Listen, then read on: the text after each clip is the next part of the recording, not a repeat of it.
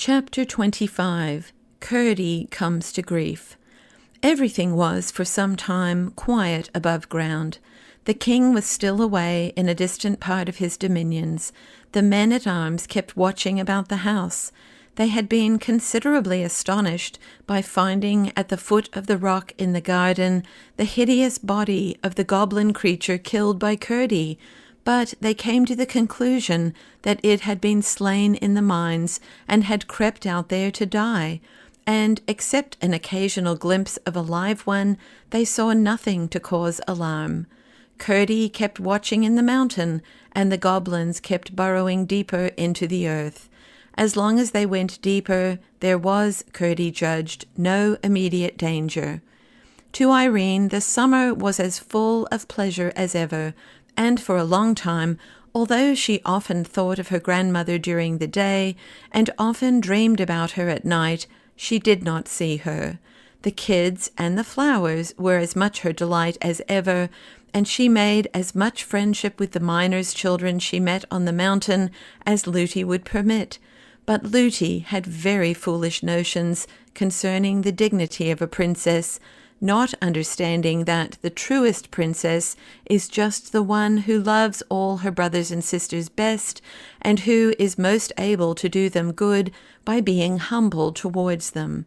At the same time, she was considerably altered for the better in her behavior to the princess. She could not help seeing that she was no longer a mere child, but wiser than her age would account for. She kept foolishly whispering to the servants, however, sometimes that the princess was not right in her mind, sometimes that she was too good to live, and other nonsense of the same sort. All this time, Curdie had to be sorry, without a chance of confessing, that he had behaved so unkindly to the princess. This perhaps made him the more diligent in his endeavours to serve her. His mother and he often talked on the subject, and she comforted him and told him she was sure he would some day have the opportunity he so much desired. Here I should like to remark, for the sake of princes and princesses in general, that it is a low and contemptible thing to refuse to confess a fault or even an error. If a true princess has done wrong, she is always uneasy until she has had an opportunity of throwing the wrongness away from her by saying, "I did it, and I wish I had not, and I am sorry for having done it." So you see there is some ground for supposing that Curdie was not a miner only, but a prince as well. Many such instances have been known in the world's history. At length, however, he began to see signs of a change in the proceedings of the goblin excavators. They were going no deeper, but had commenced running on a level, and he watched them, therefore, more closely than ever. All at once, one night, coming to a slope of very hard rock, they began to ascend along the inclined plane of its surface. Having reached its top, they went again on a level for a night or two, after which they began to ascend once more and kept on at a pretty steep angle. At length, Curdie judged it time to transfer his observation to another quarter, and the next night he did not go to the mine at all, but, leaving his pickaxe and clue at home, and taking only his usual lumps of bread and pease pudding, went down the mountain to the king's house. He climbed over the wall and remained in the garden the whole night, creeping on hands and knees from one spot to the other, and lying at full length with his ear to the ground, listening. But he heard nothing except the tread of the men-at-arms as they marched about, whose observation, as the night was cloudy and there was no moon, he had little difficulty in avoiding.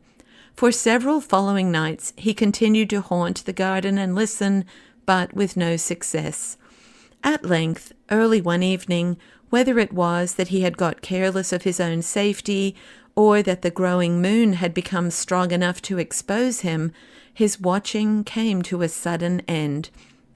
He was creeping from behind the rock where the stream ran out, for he had been listening all round it in the hope it might convey to his ear some indication of the whereabouts of the goblin miners, when just as he came into the moonlight on the lawn, a whiz in his ear and a blow upon his leg startled him. He instantly squatted in the hope of eluding further notice, but when he heard the sound of running feet, he jumped up to take the chance of escape by flight. He fell, however, with a keen shoot of pain, for the bolt of a crossbow had wounded his leg, and the blood was now streaming from it. He was instantly laid hold of by 2 or 3 of the men-at-arms. It was useless to struggle, and he submitted in silence. "It's a boy!" cried several of them together in a tone of amazement. "I thought it was one of those demons. What are you about here?" "Going to have a little rough usage, apparently," said Curdie, laughing, as the men shook him. "Impertinence will do you no good. You have no business here in the king's grounds, and if you don't give a true account of yourself, you shall fare as a thief." "Why, what else could he be?" said one. "He might have been after a lost kid, you know," suggested another. "I see no good in trying to excuse him. He has no business here anyhow." "Let me go away then, if you please," said Curdie. "But we don't please, not except you give a good account of yourself." "I don't feel quite sure whether I can trust you," said Curdie. "We are the king's own men-at-arms," said the captain courteously, for he was taken with Curdie's appearance and courage. "Well, I will tell you all about it, if you will promise to listen to me and not do anything rash." "I call that cool," said one of the party, laughing. "He will tell us what mischief he was about, if we promise to do as pleases him." "I was about no mischief," said Curdie. But ere he could say more, he turned faint and fell senseless on the grass. Then first they discovered that the bolt they had shot, taking him for one of the goblin creatures, had wounded him. They carried him into the house and laid him down in the hall. The report spread that they had caught a robber, and the servants crowded in to see the villain. Amongst the rest came the nurse.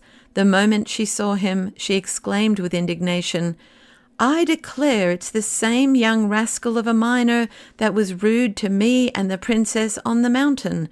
He actually wanted to kiss the princess. I took good care of that, the wretch, and he was prowling about, was he? Just like his impudence." The princess being fast asleep, she could misrepresent at her pleasure. When he heard this, the captain, although he had considerable doubt of its truth, resolved to keep Curdie a prisoner until they could search into the affair. So, after they had brought him round a little and attended to his wound, which was rather a bad one, they laid him, still exhausted from the loss of blood, upon a mattress in a disused room, one of those already so often mentioned, and locked the door and left him. He passed a troubled night, and in the morning they found him talking wildly. In the evening he came to himself, but felt very weak, and his leg was exceedingly painful. Wondering where he was, and seeing one of the men-at-arms in the room, he began to question him, and soon recalled the events of the preceding night. As he was himself unable to watch any more, he told the soldier all he knew about the goblins, and begged him to tell his companions, and stir them up to watch with tenfold vigilance. But whether it was that he did not talk quite coherently, or that the whole thing appeared incredible, certainly the men concluded that Curdie was only raving still, and tried to coax him into holding his tongue. This, of course, annoyed Curdie dreadfully, who now felt in his turn what it was not to be believed, and the consequence was that his fever returned, and by the time when, at his persistent entreaties, the captain was called, there could be no doubt that he was raving. They did for him what they could, and promised everything he wanted, but with no intention of fulfilment. At last he went to sleep, and when at length his sleep grew profound and peaceful, they left him, locked the door again, and withdrew, intending to revisit him early in the morning.